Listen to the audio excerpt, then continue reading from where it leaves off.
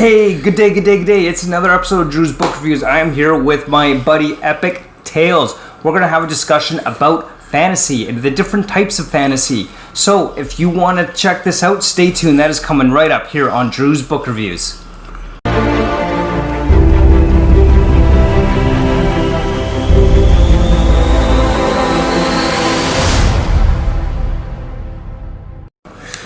Good day, good day. It's time for another episode of Drew's Book Reviews and a discussion about fantasy, different types of fantasy magic systems, and different types of fantasies here with Epic Tales. This guy's keeping it epic. Check out his channel linked down below. So let's talk about this, man.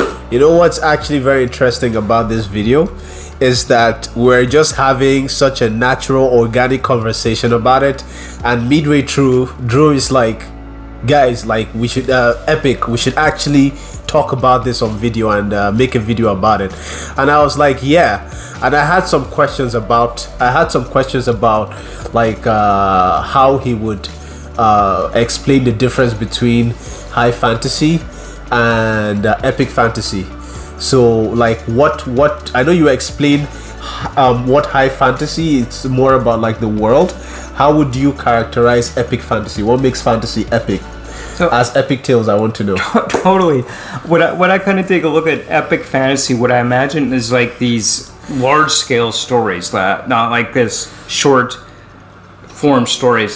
Typically, an epic fantasy for me, it definitely would have to be more than a single book. No, it doesn't mean that epic fantasy can't be contained in a single book, but typically you would see with epic fantasy multiple books within the series, and sometimes even multiple series within the series. I mean, you look at Brandon Sanderson's Cosmere. This is a classic example of something I would definitely consider to be epic fantasy. But then you have things like Song of Fire and Ice, which would be epic fantasy, but it's really only a 5-book series so far if the rest ever get published.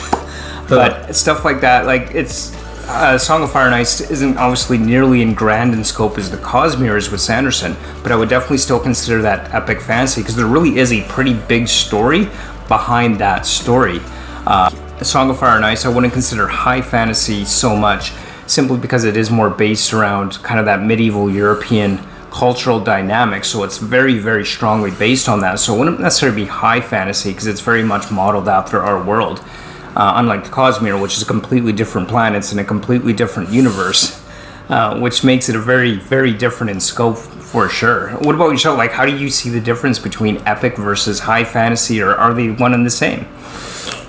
So, of course, they are not one and the same. And of course, like how you characterize it about how the world is. If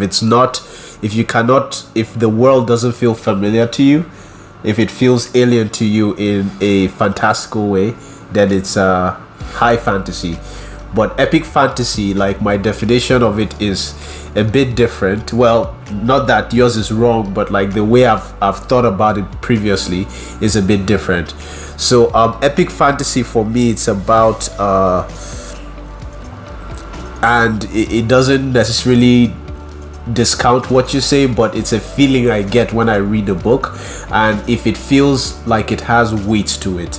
And when I say weight, like it's I can only describe the feeling of when I'm reading epic fantasy. There's like I know that my mind, I'm thinking about multiple things at the same time, like multiple threads of story, like it could multiple storylines within one storyline. That's how I feel something is epic fantasy, and not just like necessarily connected to the main story, but there's so much stuff happening.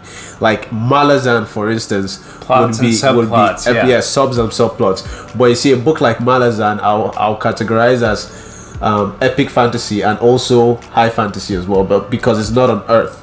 Oh, it definitely is not on Earth. Malazan is one of those epic high fantasies, because I think it could definitely fit both categories for sure. However you define them, that is it's an epic read if you could get through it. Like,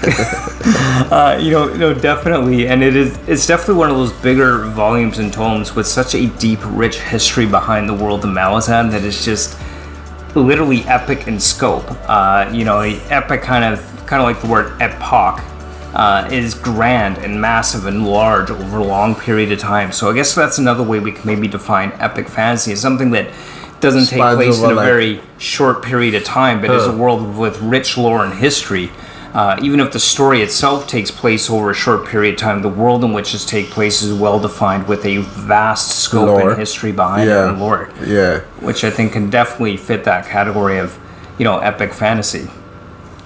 Thanks so much for watching. I hope you enjoyed this discussion about fantasy and the different types of fantasy. Make sure you subscribe to Epic Tales. Subscribe to me. Hit that like button. Let us know down below, what do you like about fantasy? Tell us down below in the comments. Join both of our Discords. We'll have that all linked below as well. Thanks so much for watching, and as always, until next time, keep on reading. Stay epic.